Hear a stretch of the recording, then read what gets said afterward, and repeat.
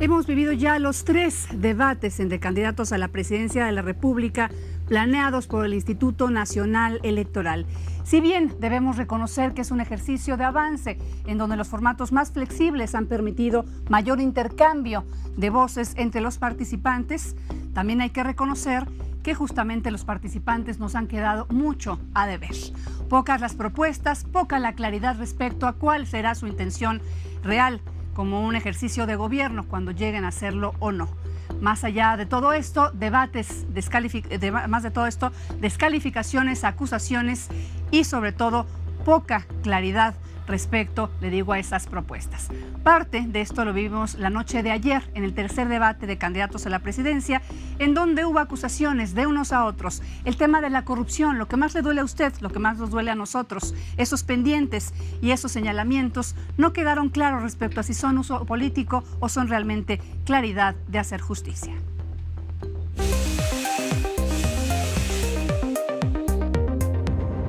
¿Te has convertido, Andrés Manuel, en lo que tanto criticabas? Como los del PRI, ya tienes también tus contratistas favoritos. Contesta sin chistes, sin payasadas, ¿sí o no? Cuando fuiste jefe de gobierno, a Riobó le otorgaron contratos por asignación directa, sin licitación, sin concurso, por 170 millones de pesos. Contesta sí o no. No tiene sentido lo que planteas. Te digo que no. Yo no soy corrupto. A mí me pueden llamar. ¿Dices que no es cierto? No. Mira. ¿Y si te lo demuestro, renuncias a la candidatura? No. Si te presento los contratos, ¿renuncias a la candidatura? Si te presento los contratos por 170 millones. No soy corrupto como tú. Si te presento los contratos, ¿renuncias a la candidatura? Candidatos, les voy a pedir. Si te presento los contratos, ¿renuncias a la candidatura? Los 3 están denunciados, los 3 pueden ir a la cárcel, los 3 han engañado a la sociedad, los 3 no son lo que dicen, así que vota por el Bronco. Primero, contestarle a José Antonio que es falso lo que dijo hace rato. La sentencia es de un juzgado de distrito y de un tribunal colegiado de circuito. Estás muy mal informado. Y lo segundo, mira, José Antonio, con todo esto que han invertido en noticias falsas, tú y el gobierno en atacarme, a lo mejor logren convencer a la gente. Quizá al final de la película crean que tú y Peña Nieto son los buenos y yo soy el malo, pero que te quede bien claro, si no los logran convencer y yo soy presidente, ustedes van a enfrentar la justicia porque eso es lo correcto. Aquí está la sentencia que contradice las acusaciones que estás haciendo en mi contra. Segundo, este decreto que contiene tu firma te implica a ti directamente en el último gran escándalo de corrupción de Odebrecht. Yo sí quiero que la gente sepa por qué me han atacado tanto y por qué ha habido tanta guerra sucia. Porque he dicho con toda claridad que cuando yo sea presidente, sí los voy a llevar ante la justicia. Esa sentencia que presume Ricardo es del Tribunal Electoral. Como ustedes saben, el Tribunal Electoral no tiene competencia en temas penales. Esa sentencia en lo penal le va a llegar acusatoria. Y en el tema de Odebrecht, la pregunta no debía ser para mí, Ricardo, debía ser para Andrés Manuel, porque el socio de Odebrecht en México es la familia de Jiménez Espriu, a quien Andrés Manuel ha propuesto como su secretario de Comunicaciones y Transportes. Por cierto, no va a llegar.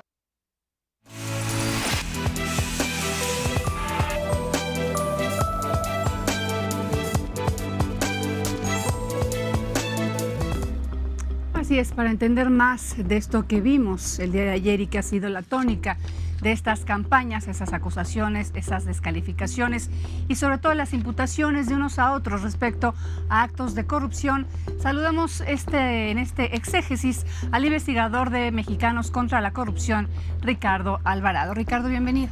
Gracias, Marta, buenas noches. Gracias por estar aquí. Ponemos el dedo en la llaga de un tema que nos duele, que ha sido uno de los principales reclamos de los mexicanos en esta administración de Enrique Peña Nieto, que es la corrupción. Aquí lo que sorprendía el día de ayer es cómo con la mano en la cintura unos se señalaban a otros la corrupción sin que exista realmente una denuncia específica. No sé si pruebas, eso lo tendría que pedir la autoridad, y sobre todo el dejarnos a los mexicanos con la incertidumbre, la zozobra de que vamos a votar por alguien que está por lo menos señalado de ser corrupto. Corrupto. Creo que hay dos cosas que rescatar de lo que vimos ayer en el debate. La primera es esta retórica constante de todos los candidatos, de todos los problemas de la nación se explican por la corrupción. Y la solución pasa por erradicarla. Y llegó incluso, por ejemplo, López Obrador a decir es que en países donde no existe la corrupción está resuelto pobreza, seguridad y no hay tal cosa. Ningún país tiene resuelta la corrupción. La corrupción puede controlarse o puede llevarse a niveles en los que sea manejables. Y, por tanto, es una salida como muy fácil decir que a problemas de economía, de salud, cosas que requieren construcción de políticas públicas complejas, uno diga, bueno, con resolver la corrupción lo resolvemos. Ese es el primero. Y el segundo es, estas acusaciones, en efecto, se antoja que tengan un manejo sobre todo político en virtud de que no hay espacio suficiente para ahondar en las pruebas que tengan cada una de las acusaciones.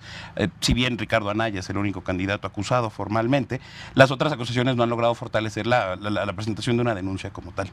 Claro que aquí justamente es lo que ponemos nosotros sobre la mesa, el que tú y yo, y justamente quien está del otro lado de la pantalla dice, ¿cuál de estas acusaciones es real?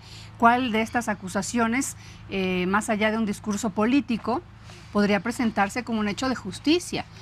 Lo que te decía, una especie de pues conformarnos con que cualquiera de los que estaban sentados el día de ayer en el debate, cualquiera de los que van a estar en la boleta, pues podría estar vinculado con corrupción y finalmente tendremos que cruzar en algún sitio la boleta. Por alguno de ellos, sí.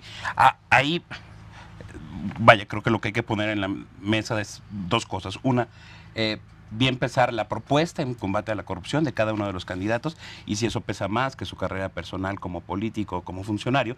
Y la otra es intentar analizar los casos que tenemos. Creo que si nos detenemos con desglosarlo vemos tres claros, ¿no? El primero es la acusación de Meade a López Obrador de Andrés Riobó, que es uno de sus principales asesores en materia del aeropuerto internacional y que está acusado de haber recibido asignaciones directas en construcciones del segundo piso. Con González Espriu. Exactamente.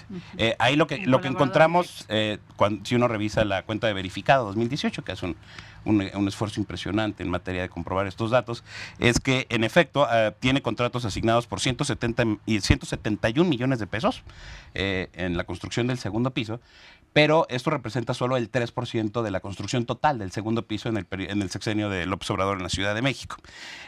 Ese proyecto recibió 21 auditorías de 3 órganos distintos, entre ellos la Auditoría Superior. Pero aquí estamos hablando de poquita corrupción, entonces, si solamente son 170 millones, entonces tenemos que justificarla esa poquita corrupción porque solamente es una parte. No por justificarla, sino en un afán por dimensionar de qué tamaño es el fenómeno.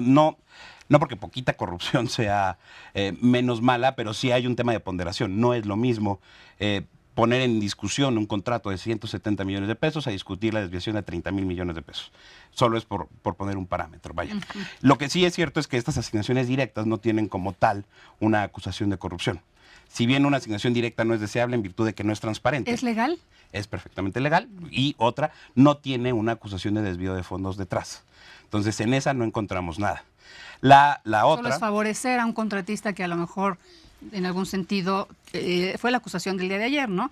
Mis contratistas favoritos. De acuerdo, y ese sí es innegable. No, o sea, se trata de un contratista que estuvo en el sexenio hace más de 10 años, construyendo el segundo piso, y que hoy está como asesor del candidato presidencial. Entonces, es innegable que hay una relación de amistad, por lo menos entre ambos, y que esa amistad ha redituado en la asignación directa de contratos. Que no estaríamos en este momento en un conflicto de intereses, tendría que haber sido al revés, para que realmente estuviéramos en un conflicto de intereses, ¿no? Esa cadena es la que no podemos demostrar.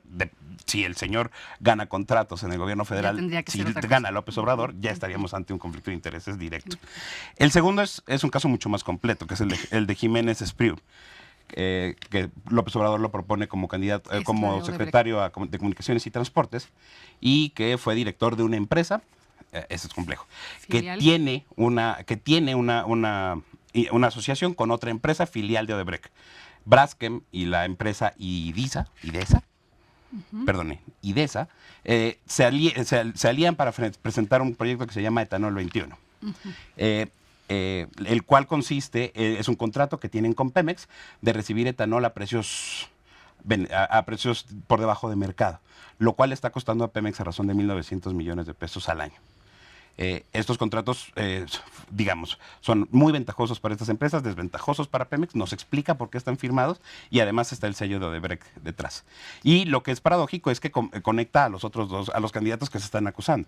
A López Obrador por la cercanía con este personaje, que sí fue director de esta empresa, como lo reconoció hoy en su Twitter, y la otra, José Antonio Meade, que como secretario de Energía firmó el convenio estando al frente del Consejo de Administración de Petróleos Y que aquí Mexicanos. entraba otro apartado polémico de Andrés Manuel López Obrador, el tema del Aeropuerto Internacional de la Ciudad de México, en donde uno de estos señalados el día de ayer formó parte de aquellos empresarios que quiso construir el aeropuerto, fue rechazado y después Andrés Manuel López Obrador estuvo en contra de esa obra de manera muy fuerte. No solo eso, sino que esta persona pareciera que es uno de los principales asesores para atacar el proyecto de la construcción del nuevo aeropuerto. Entonces ahí, de nueva cuenta, estamos ante un conflicto de intereses. Y por supuesto que son los que sonaron más, pero está también la acusación contra Ricardo Anaya, que como señalamos, ahora sí ya tiene una denuncia formal a través del senador Ernesto Cordero, panista.